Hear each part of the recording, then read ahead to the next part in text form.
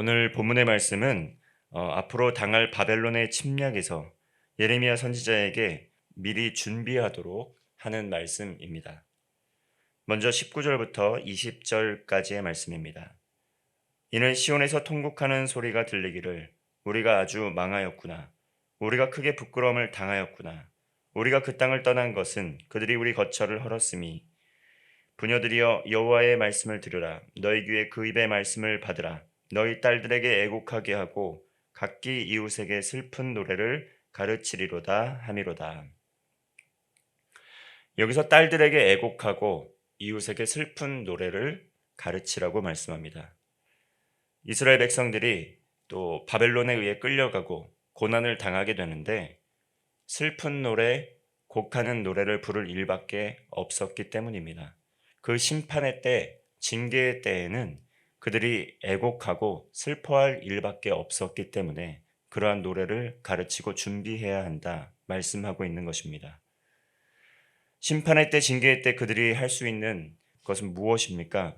바로 곡하는 노래를 부르는 것밖에 없었다는 것입니다.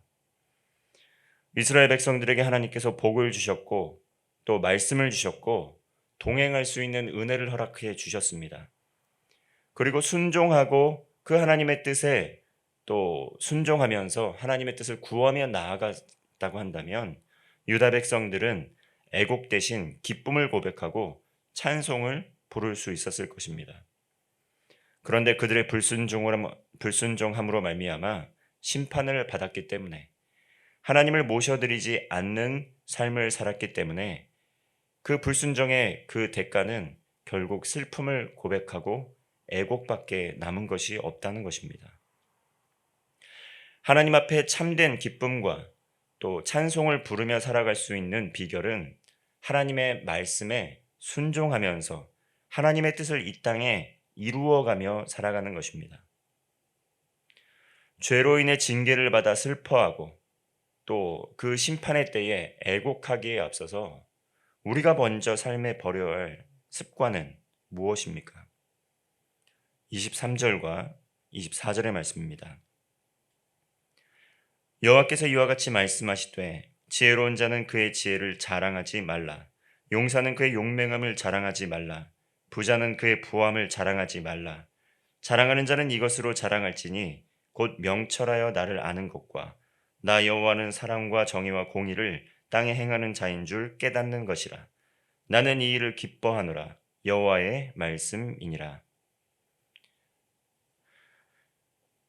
먼저 하나님께 순종하고 또 하나님과 동행하는 삶을 살아감에 있어서 그 지혜로운 사람이 가진 특징은 무엇입니까? 지혜롭다고 한다면 그 자신이 가지고 있는 그 지혜를 또 자랑하지 말라는 것입니다. 그리고 용사라고 한다면 그 자신이 가진 용맹함을 자랑하지 말라는 것입니다. 그리고 부자라고 한다면 그 부함을 자랑하지 말라는 것입니다. 뭔가 누군가 지혜가 있고 또 자신의 용맹함이 있고 또 부유함이 있다면 이것을 자랑하고자 하는 이것이 바로 인간의 죄악된 본성입니다. 물론 그것을 또 자랑하는 것 자체가 나쁜 것은 아닐 것입니다. 그런데 그 자랑의 근원에는 무엇이 있습니까? 이것이 나의 노력으로, 나의 능력으로, 또 나의 뛰어남으로 이룬 것이라는 생각이 들어오게 될 때 하나님께서 주신 그 은혜라는 그 은혜를 잊게 되고 그리고 하나님보다 먼저 높아지려고 하는 그 마음의 본성이 튀어나오게 된다는 것입니다.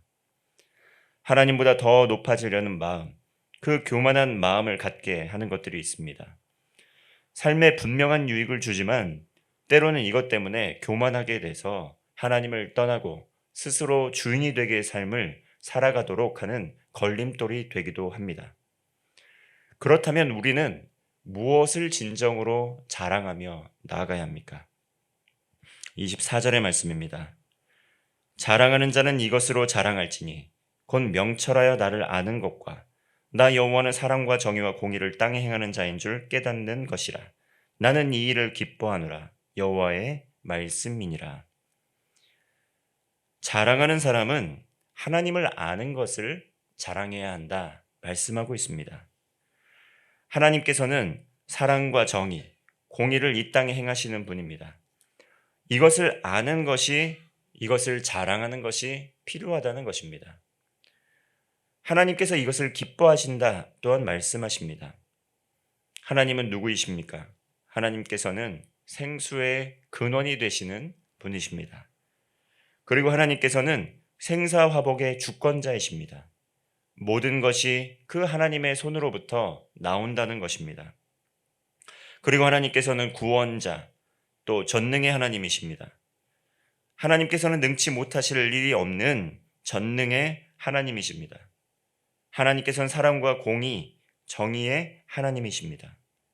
도움이 필요한 자들에게 한없는 긍휼과 사랑으로 돌보아 주시지만 때로는 하나님께서 제일 미워하시고 또 금지하시는 우상 숭배의 길, 그 멸망의 길을 가는 이들에게 심판과 징계를 하시는 분이십니다.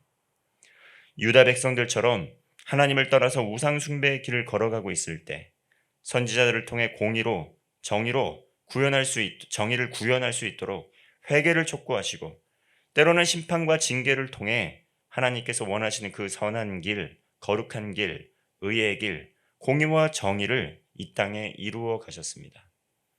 혹자는 이렇게 이야기합니다.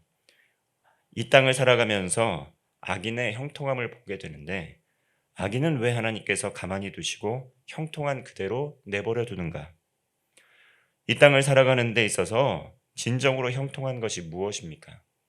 이 땅을 살아가는 데 있어 아무런 또 문제가 없고 또 건강하고 또 부를 이루고 그리고 좋은 관계를 이루고 그렇게 사는 것이 형통한 삶입니까? 우리의 기준으로 볼 때 그것은 참으로 형통한 삶일 수 있습니다. 그런데 그 마음의 중심에 모든 것이 하나님께서 주신 은혜라는 고백이 없이 그리고 하나님의 우리의 삶의 주인이라는 고백이 없이 우리가 이 세상에 보이는 형통함만 누리고 이 땅의 삶을 마감할 때 우리에게 기다리고 있는 것이 무엇입니까? 그것은 바로 잔혹한 하나님의 심판밖에 기다리고 있지 않다라는 것입니다. 이 땅에 보이는 삶이 그대로의 보이는 삶이 전부가 아니라 그 이후의 삶, 심판의 때가 있다는 것을 성경은 분명히 말씀하고 있습니다.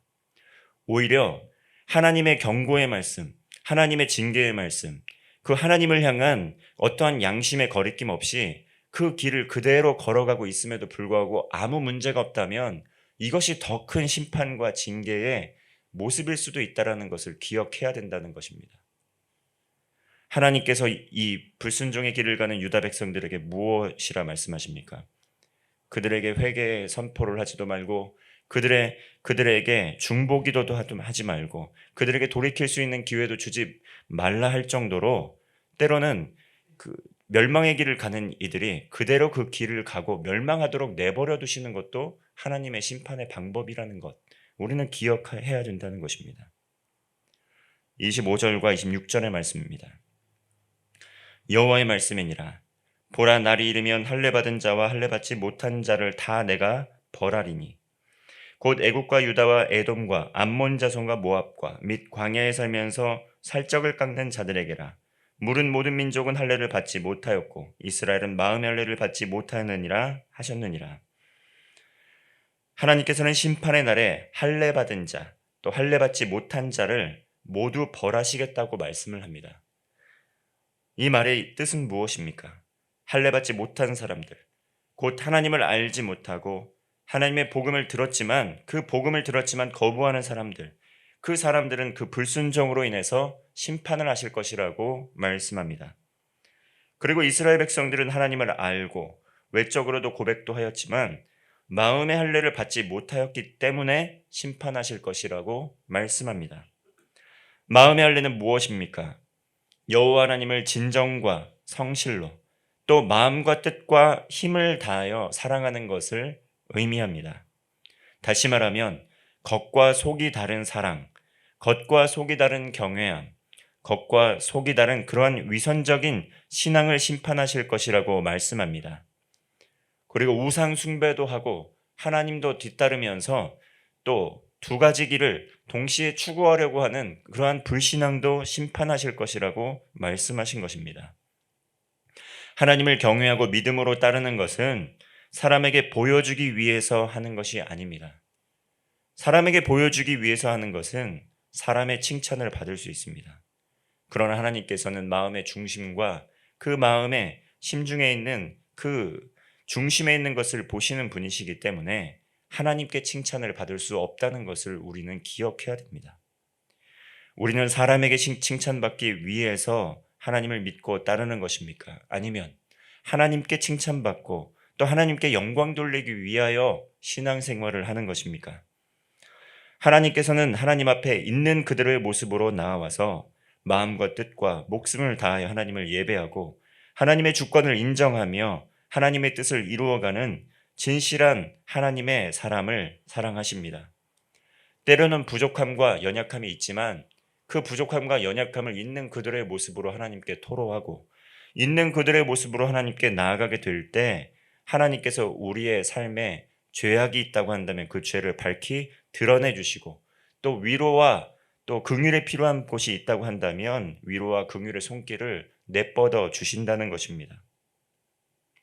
그러므로 할례는 마음에 해야 합니다. 다시 말하면 마음으로 예수 그리스도를 믿고 또 행함으로 따라가야 한다는 것을 말씀하는 것입니다. 예수 그리스도를 거역하고 불순종하는 사람에게는 하나님의 심판의 때가 멸망의 때입니다.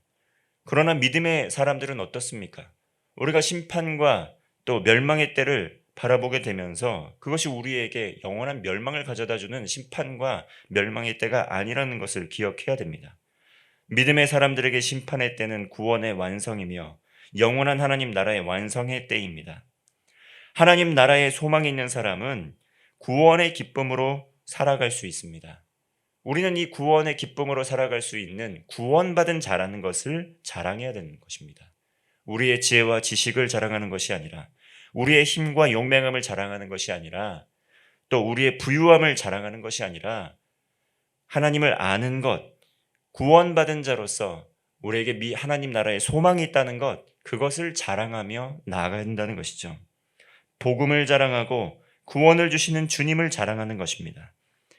이러한 복음의 비밀을 가슴에 간직하고 마음으로 믿어 의에 이르러서 하나님께서 주시는 그 하나님 나라의 평강과 삶의 복을 누리며 사는 성도 되시기를 바랍니다. 기도하겠습니다. 하나님 아버지, 하나님을 거부하고 조롱하고 하나님의 말씀에 불순종하였던 이들은 심판을 받고 징계를 받지만 하나님의 말씀을 듣고 순종하는 이들에게는 구원의 은혜가 있음을 고백합니다. 복음을 듣고 구원받은 하나님 나라의 백성임을 자랑하길 원합니다. 하나님 한 분만이 우리의 삶에 영광을 받으시기를 소망합니다. 마음과 뜻과 정성을 다하여 하나님을 예배하며 삶의 모든 우상을 척결하게 하시고 하나님과 동행하며 구원과 영생의 복락을 누리는 성도 되게 하옵소서. 예수님의 이름으로 기도하옵나이다. 아멘.